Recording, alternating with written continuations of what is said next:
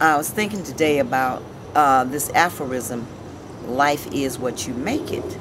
A lot of people hear certain aphorisms and colloquialisms and they don't pay any attention to it, or they really don't believe there's wisdom behind it. They think it's just a saying. But that is a very truthful saying. Life is what you make it.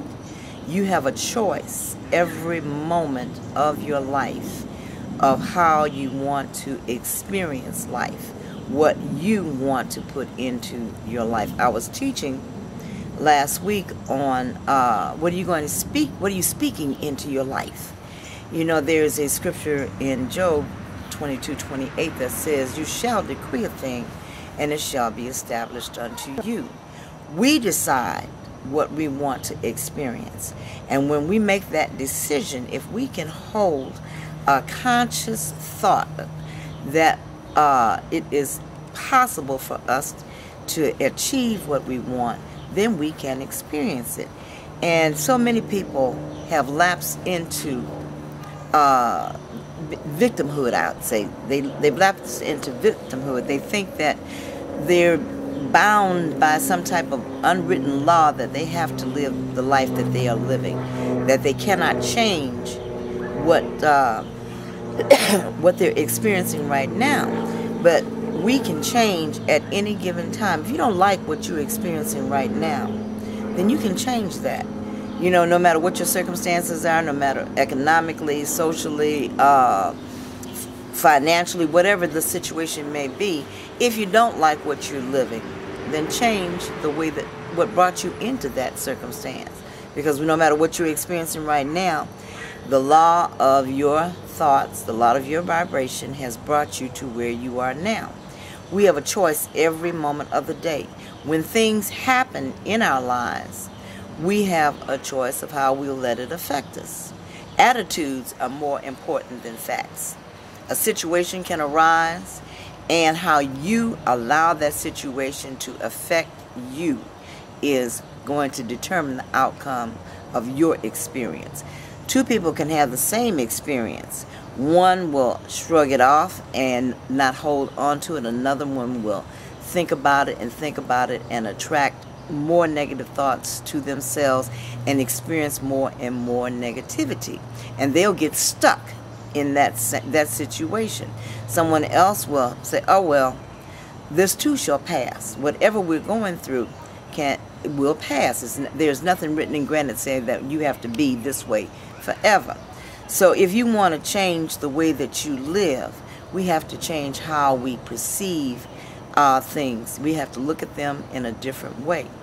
If you want to attract something into your life that you are not experiencing, don't think about the lack of what you are not experiencing. Think about the thing that you want to experience. And if you think about the thing that you want to experience, then you are going to create a vibrational match to that particular thing. Abraham Hicks says that if you can hold a positive thought for 17 seconds, this thought in turn will attract another positive thought, which in turn another, and so on. If you can hold that for 68 seconds, you will have changed your rate of vibration. You will have lifted up your consciousness, which will attract to you the thing that you desire. But the key does not stop there. You have to maintain that level of consciousness. You can't, reach a peak and then plummet back down into despair and hopelessness. You have to remain optimistic. You have to be able to see beyond apparent circumstances and don't listen to other people's opinions. Because if you listen to other people's opinions, it's going to color your consciousness. There are so many people around you, and we like to call them haters. There are so many people around you who are haters, who don't want to see you change your circumstance, who don't want to see a smile on your face, who don't want to see you have what you desire to have. And they're going to throw everything at you that they can to bring you back down to their level of consciousness. You don't have to stay there just because you may be in their family. You don't have to stay there Because, and when I say stay there, you don't have to stay there mentally or emotionally. You can rise above them. You can live in the same house with them and still not, succumb to their level of understanding. Say, for instance, if you worked in an insane asylum or mental institution, when you walk in that door that you're going to be greeted by everybody who's an inmate there, who's experiencing negative emotions and misaligned mental attitudes. You are not going to pick that up and take that home with you. You're not coming in sane and leave out insane. So when you're at home, when you're at work, or wherever you are, if you go in optimistic, come out of it optimistic. Don't let them bring you down. You be the guiding light. You be the shining light in darkness. Light has its greatest impact when it's surrounded by darkness. If you don't let them change you, then they can follow your example. But they'll bring you down before you can bring them up. Don't try to bring them up. You just try to maintain you. If you can maintain you, you have accomplished much. We create our life. We create every situation in our life. Misalignment with our higher self is what creates the negative things that we experience. But when we experience these negative things, it's a good thing, because it brings into our consciousness, okay, this is not what I want. But if I don't want this, what is it that I do want? And once you know what you do want, you have an opportunity to bring that into your experience.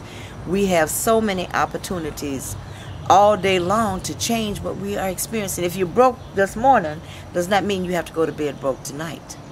If you are lonely this morning, it doesn't mean that you have to go throughout the entire day being lonely.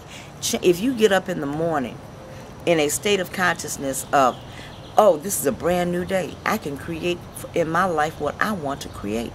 I can have, do, and be whatever it is that I want. And I'm expecting great things because I deserve great things.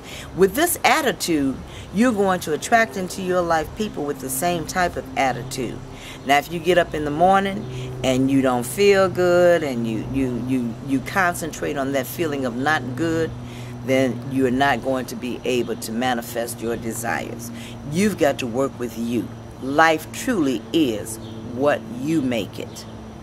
And so it is. Ashe.